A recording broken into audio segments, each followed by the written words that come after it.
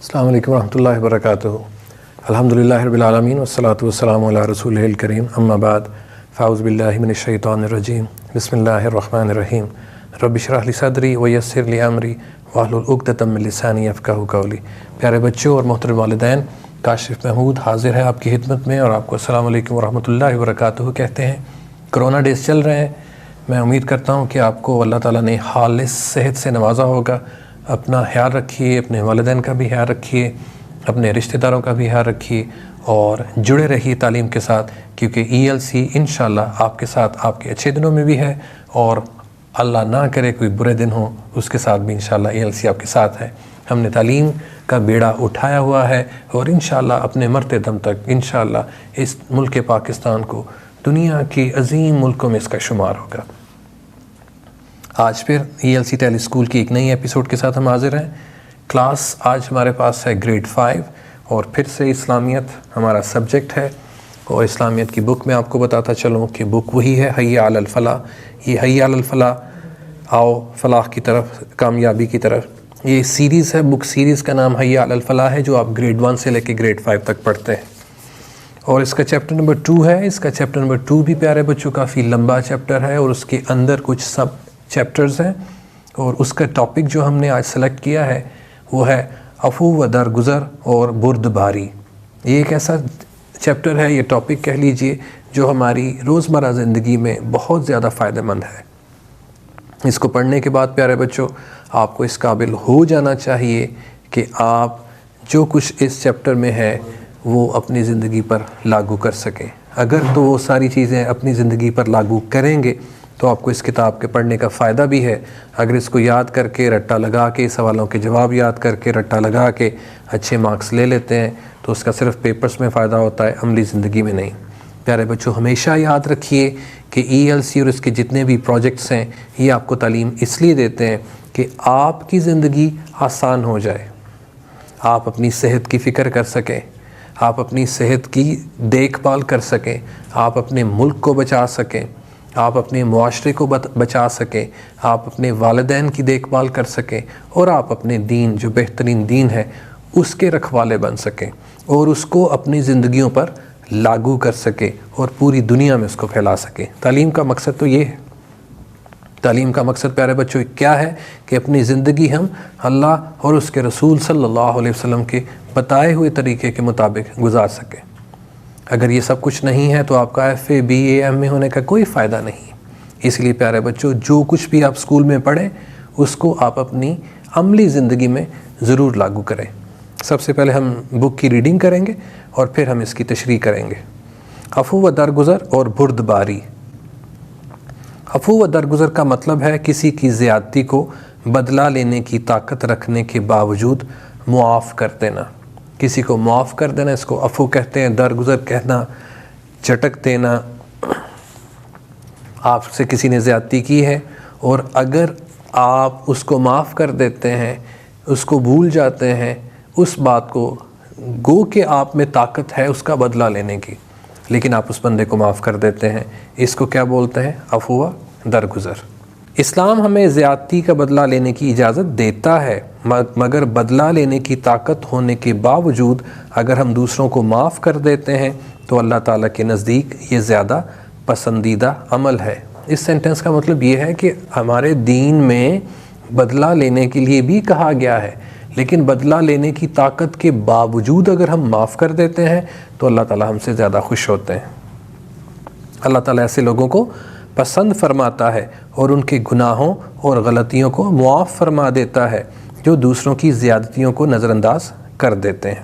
جیسے ہم نے کیا سیکھا کہ بدلہ ہونے کی طاقت کے باوجود اگر ہمارے ساتھ کسی نے برا کیا ہے، زیادتی کی ہے اور ہم نے اس کو معاف کر دیا، اس کا مطلب ہے کہ آپ عفو اور درگزر کا مظاہرہ کر رہے ہیں۔ پیارے بچوں اب قرآن پاک میں اس کا کیا حکم ہے اس کو بھی پڑھ لیتے ہیں۔ اعوذ باللہ من الشیطان الرجیم، بسم اللہ الرحمن الرحیم۔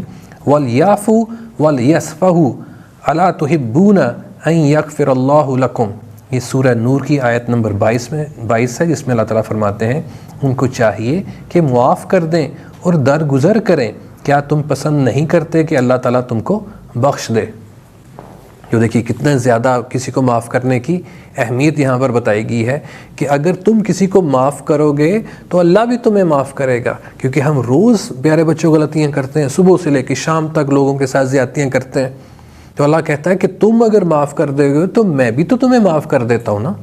تو اگر آپ چاہتے ہیں کہ اللہ ہمیں معاف کر دے تو ہمیں بھی لوگوں کو معاف کر دینا چاہیے.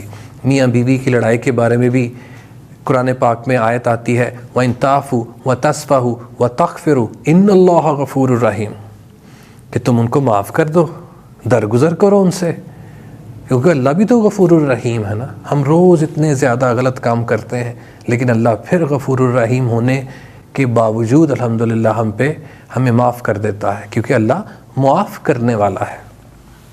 احادیث مبارکہ میں بھی عفو و درگزر کی بہت زیادہ تلقین کی گئی ہے.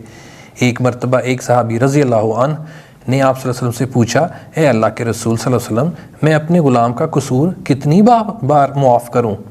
تو آپ صلی اللہ علیہ وسلم نے کچھ دیر خاموش رہے اور فرمایا ہر روز 70 بار. یہاں پر اس حدیث مبارکہ سے ہم پیارے بچوں کیا سیکھتے ہیں کہ اگر ہمارے پاس کوئی غلام ہے، ویسے تو ہمارے دین اسلام میں غلام کا کوئی کانسیپٹ نہیں ہے، ہم سب لوگ برابر ہیں. ہم یہ پہلے پڑھ چکے ہیں کہ اللہ تعالیٰ نے ہمیں ایک جیسا بنایا ہے. ایک جیسے سے مراد برابر کے حقوق دیے ہیں، لیکن کچھ ایسے حقوق ہیں جو تقویٰ کی بنیاد پر بڑھ جاتے ہیں. نبی صلی اللہ علیہ وسلم نے فرمایا کسی گورے کو کالے پر، کالے کو گورے پر، عربی کو عجمی پر کوئی فضیلت حاصل نہیں الا بالتقویٰ. اگر آپ کا تقویٰ پرہیزگاری میں آپ آگے ہیں تو پھر آپ کا رتبہ بڑھ سکتا ہے. اس کے علاوہ ہم سب مسلمان مرد اور عورت حقوق کے مطابق برابر کے ہیں.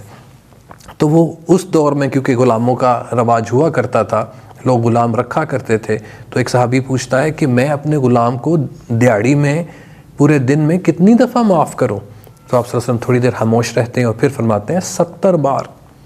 اب آپ اندازہ لگاؤ میرے پیارے بچوں کہ ہمارے گھر میں بھی تو کام والی باجی آتی ہے نا، اس کو ہم کتنی دفعہ روز جھڑکتے ہیں. ہم نے صفائی والے رکھے ہوئے ہیں، ہم نے کوڑا کرکٹ صاف کرنے والے لوگ رکھے ہوئے ہیں، ہم نے اپنی گاڑی صاف کرنے کے لیے لوگ رکھے ہوئے ہیں، ہم نے اگر اپنا کوئی گھر بنانا ہوتا ہے تو ہم لوگوں کو ہائر کرتے ہیں، کرائے پر لے کر آتے ہیں، اور پھر ان کو غریب ہونے کی وجہ سے ہم ان کو ڈانٹتے ہیں اگر ان سے کوئی برا کام ہو جاتا ہے، ان سے کوئی غلط کام ہو جاتا ہے. تو پیارے بچوں ہم نے کیا سیکھنا ہے؟ لوگوں کو معاف کرنا سیکھنا ہے. ان سے غلطی ہو جاتی ہے، اگر ہم طاقت کے باوجود ان کو معاف کر دیتے ہیں تو اس سے کیا ہوتا ہے؟ اللہ تعالیٰ ہم سے خوش ہوتا ہے، کیونکہ اللہ خود فرماتے ہیں کہ میں بھی تو غفور الرحیم ہوں نا، میں تمہیں معاف کر دیتا ہوں تو تم بھی ان کو معاف کر دیا کرو. تو آج سے ہم انشاءاللہ سیکھیں گے لوگوں کو معاف کرنا. اگر آپ کے جو فرینڈز ہوتے ہیں، کلاس فیلوز ہوتے ہیں، اگر وہ غلطی کریں تو آپ نے ان کو معاف کر دینا ہے. آپ کے بہن بھائی اگر آپ سے کوئی غلطی کریں، آپ کو تنگ کریں یا آپ سے کسی قسم کی زیادتی کریں تو آپ نے ان کو بھی معاف کر دینا ہے. میری والدین سے درخواست ہے کہ ان کے بچے ان کو بہت زیادہ تنگ کرتے ہیں، ان کو بھی چاہیے اپنے بچوں کے ساتھ پیار محبت کے ساتھ پیش آئیں.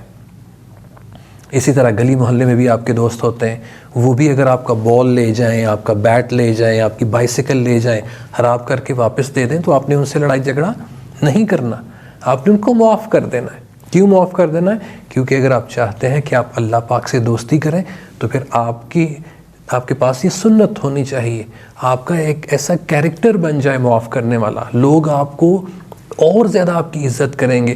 کیوں عزت کریں گے؟ کیونکہ لوگوں کو لگے گا کیونکہ یہ بندہ ہم سے پیار کرتا ہے، ہمیں کبھی جھڑکتا نہیں ہے اور ہمیں ہمیشہ معاف کرتا ہے. مزید اس کتاب میں اور کیا لکھا ہے؟ نبی پاک صلی اللہ علیہ وسلم کی سیرت سے ہم کچھ واقعات پڑھتے ہیں، عفو و درگزر اور سیرت رسول صلی اللہ علیہ وسلم. پیارے بچوں، حضور صلی اللہ علیہ وسلم کی حیات طیبہ میں عفو و درگزر کی بہت سی مثالیں ملتی ہیں. آپ صلی اللہ علیہ وسلم دوسروں کی بڑی سے بڑی غلطی بھی معاف فرما دیا کرتے تھے. جب آپ صلی اللہ علیہ وسلم نے اہل مکہ کو توحید کا پیغام دیا اور شرک سے منع کیا تو وہ آپ صلی اللہ علیہ وسلم کے سخت خلاف ہو گئے. انہوں نے آپ صلی اللہ علیہ وسلم کو مختلف طریقوں سے اذیتیں دینا شروع کر دیں.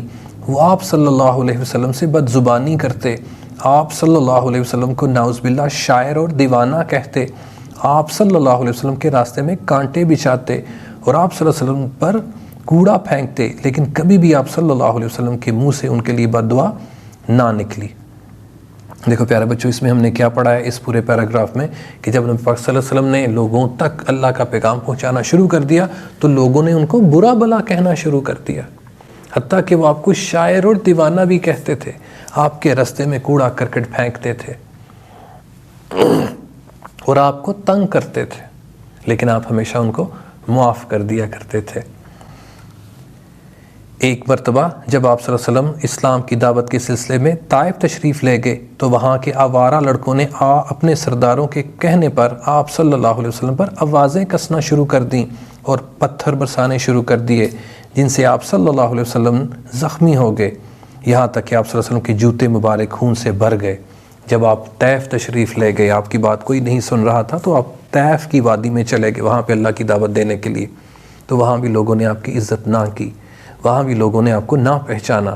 تو وہاں کے جو بڑے بڑے سردار تھے انہوں نے شریر محلے کے لڑکوں کو کہا کہ نبی پاک صلی اللہ علیہ وسلم پر پتھر برسائیں، تو ان بچوں نے آپ پر پتھر برسانے شروع کر دیے۔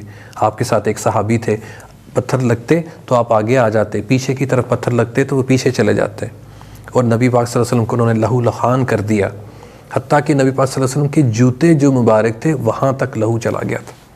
اور پھر ہوا کیا، ایک دم سے اللہ تعالیٰ فرشتے بھیج دیتے ہیں، پہاڑوں کے فرشتے بھیج دیتے ہیں، اور وہ نبی پاک صلی اللہ علیہ وسلم سے پوچھتے ہیں کہ نبی پاک صلی اللہ علیہ وسلم اگر آپ کہیں تو یہ جن لوگوں نے آپ کو تنگ کیا ہے، جن لوگوں نے آپ پر پتھر برسائے ہیں، اس پوری وادی کے لوگوں کو ان دونوں پہاڑیوں کے درمیان میں تباہ برباد کر دیتا ہوں۔ تو آپ صلی اللہ علیہ وسلم نے کہا نہیں، میں معاف کرنے کے لیے آیا ہوں، میں تو ان کو معاف کروں گا۔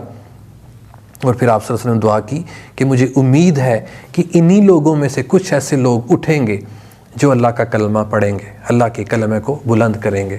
تو پیارے بچوں، اس حدیث سے بھی ہمیں کیا سبق ملتا ہے کہ ہمیں اتنا زیادہ مارنے کے باوجود بھی لوگوں کو معاف کر دینا چاہیے، کیونکہ نیک کاموں میں رکاوٹیں تو ہیں، مشکلات تو ہیں، لیکن ہمیں صبر کرنے کے لیے کہا گیا، ہمیں معاف کرنے کے لیے کہا گیا۔ اسی طرح پیارے بچوں، ہماری زندگی جو ہے وہ مشکلات سے بھری ہوئی ہے، والدین، میرے پیارے والدین، ہماری زندگی مشکلات سے بھری ہوئی ہے، لیکن اللہ تعالیٰ کیا فرماتے ہیں، ان اللہ مع الصابرین، ان اللہ مع الصابرین، میں ان لوگوں کے ساتھ ہوں جو صبر کرتے ہیں۔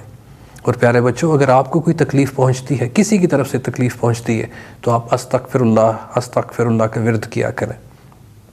اللہ تعالیٰ قرآن پاک میں فرماتے ہیں وَاسْتَعِینُوا بِالصَّبْرِ وَالصَّلَاةِ، کہ مجھ سے مدد مانگو نماز کے ساتھ اور صبر کے ساتھ۔ اس لیے صبر بہت بڑی طاقت ہے، کسی کو معاف کر دینا بہت بڑی طاقت ہے میرے پیارے بچوں۔ تو آئیں اس سبق سے ہم نے کیا سیکھا کہ ہم لوگوں کو معاف کر دیں گے، طاقت رکھنے کے باوجود بھی ہم ان کو معاف کر دیں گے، اپنے بہن بھائیوں کو روز معاف کر دیا کریں گے، اپنے دوستوں کو معاف کر دیا کریں گے، اپنے رشتہ داروں کو معاف کر دیا کریں گے، اپنے والدین کو معاف کر دیا کریں گے، اپنے ہمسایوں کو معاف کر دیا کریں گے، طاقت رکھنے کے باوجود بھی۔ تو میرے پیارے بچوں، اس عمل کو اپنائیں، دیکھیں اللہ تعالیٰ آپ کے بہت زیادہ قریب ہو جائیں گے، وہ پہلے قریب ہیں۔ اللہ تعالیٰ آپ کو مزید طاقت انشاءاللہ دیں گے۔ اگلے صفحے پر بردباری کے بارے میں قرآن پاک کی آیت ہے، اعوذ باللہ من الشیطان الرجیم، بسم اللہ الرحمن الرحیم، والکاظمین الغیظ والعافین عن الناس واللہ یحب المحسنین، اور جو غصے کو پینے والے اور لوگوں سے درگزر کرنے والے ہیں، اور اللہ نیکوکاروں سے محبت کرتا ہے۔ آگے نبی پاک صلی اللہ علیہ وسلم کی ایک حدیث مبارکہ ہے، پہلوان وہ نہیں جو دوسروں کو پچھاڑ دے، بلکہ پہلوان وہ ہے جو غصے میں بردباری کا مظاہرہ کرے اور غصے کو پا لے۔ تو دیکھیے یہاں پہ نبی صلی اللہ علیہ وسلم نے کیا فرمایا کہ پہلوان بندہ وہ نہیں جو ڈاڈا ہو، تکڑا ہو، اور تگڑا ہونے کے بعد کسی کو مارے اور اس کو پچھاڑ لے، نہیں، پہلوان تو وہ ہے جس پر زیادتی کی جائے اور اس میں طاقت بھی ہو لیکن وہ لوگوں کو معاف کر دے۔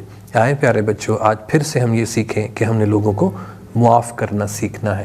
تو آج کے چیپٹر میں ہم نے عفو و درگزر کو پڑھا، بردباری کو پڑھا، کسی کو معاف کر دینا، لوگوں کی باتوں سے درگزر کرنا، یہ سب کچھ ہم نے سیکھا ہے تاکہ ہماری زندگیوں میں آسانی آ سکے۔ آپ اس ویڈیو کو 3 سے 4 مرتبہ ضرور دیکھیے، اپنے دوستوں کو بھی دکھائیں، اس کو ڈاؤن لوڈ کر لیجیے، آپ اس کو یوٹیوب پہ بھی دیکھ سکتے ہیں انشاءاللہ۔ اب اس کے جو مشقی سوالات ہیں وہ آپ کو اسکول کی طرف سے جو پلانر ملا ہے انشاءاللہ آپ اس کے مطابق کیجئے، پھر آپ کا ٹیسٹ لیا جائے گا۔ اور ہماری پوری کوشش یہ رہی ہے کہ ہم آپ کو پریکٹیکل ایجوکیشن دیں، اسی لیے ہم نے اردو اور اسلامیات اور انگلش یہ جو 3 مضامین ہیں، اس کے علاوہ دوسرے سائنس کے بھی مضامین ہیں، اس میں ہم نے اورل پریزنٹیشن بھی آپ کی رکھی ہیں تاکہ جو کچھ آپ نے پڑھا ہے آپ لوگوں کو بھی بتا سکیں۔ اور پھر انشاءاللہ ہم یہ بھی کوشش کریں گے کہ آپ کے والدین اور آپ کے رشتہ داروں سے پوچھیں کہ جو کچھ اس کتاب میں بچوں نے پڑھا ہے اس پر عمل بھی کرتے ہیں کہ نہیں کرتے۔ تو عملی زندگی میں ان چیزوں کو لاگو کرنے کے بھی انشاءاللہ ہم مارکس اس میں ایڈ کریں گے۔ تو میں اپنی بات یہاں پر ختم کرتا ہوں، اللہ سے دعا کرتا ہوں کہ اللہ تعالی ہمیں اپنی حفظ و ایمان پر رکھے، دنیا کے معاملات بہتر کرے، دنیا کے حالات بہتر کرے تاکہ بچے اسکول آ سکیں اور اپنے ٹیچر سے پڑھ سکیں۔ السلام علیکم ورحمۃ اللہ وبرکاتہ۔